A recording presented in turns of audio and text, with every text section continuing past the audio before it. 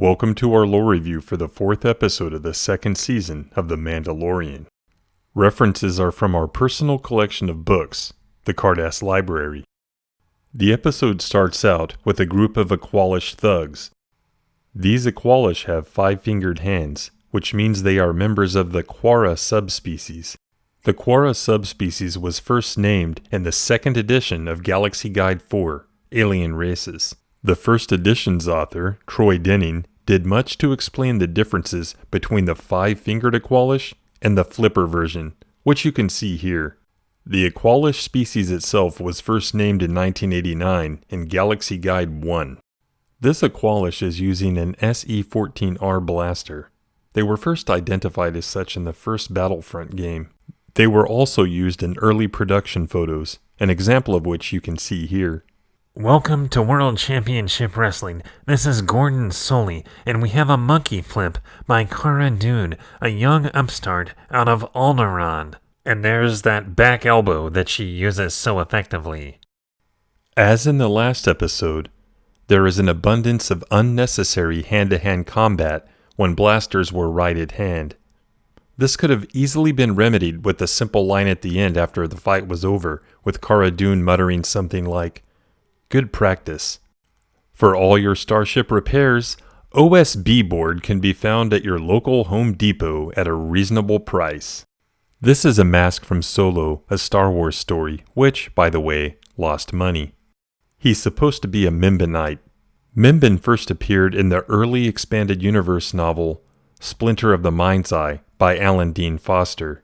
Here is a member of the Kowei species from that planet. The subtitles are the protocol droid instructor's lines. Let's see if they get it right.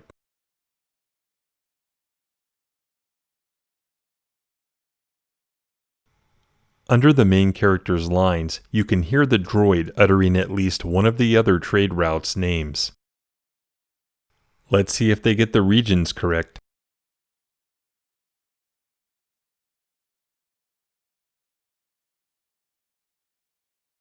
These regions were established back in 1992 by West End Games.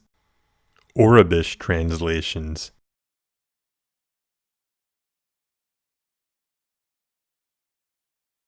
The planet Chandrila was established by West End Games all the way back in 1987. Somebody raises their hand and gives an answer to this question that is not in line with pre-Disney continuity lore. The Kessel system has 3 planets. Puh, exactly our sentiments, Action Jackson. Flange cutter? Could he possibly mean a fusion cutter?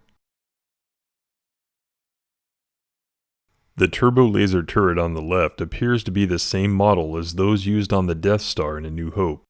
The vehicle named and shown here is a variant we haven't seen before. In this shot, you can tell the differences on the sides.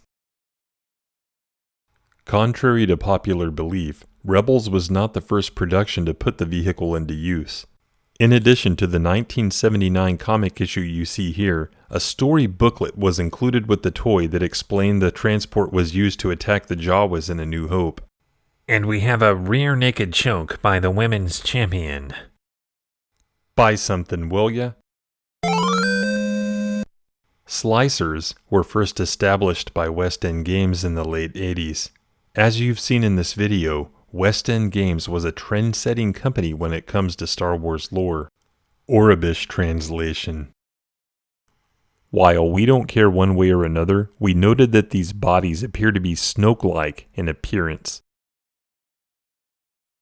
Orabish translations.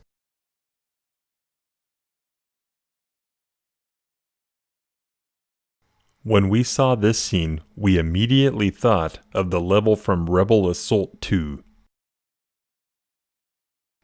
Hey Mando, why don't you come back for some character development? Captain, I'm going to stay out here in my X-Wing. Either all the planets in this series are in close proximity to each other, or this guy really gets around the outer rim. It's probably unintentional, but in the expanded universe, joiners are members of non-Killik species who join the Killik hive mind. Given Gina Carano's courageous acts over the past several months, there's definitely a parallel to reality here. Is that a Chrysler hood ornament? We tried to get a clear look at these figures. Are the creators of the show going for Dark Troopers? We hope not. It would be just another example of expanded universe appropriation. This episode was another example of the creators passing up opportunities for engaging dialogue and meaningful character development. Nostalgic visuals and in-your-face action sequences seem to be the only thing this show has going for it. Are they enough? Not for us.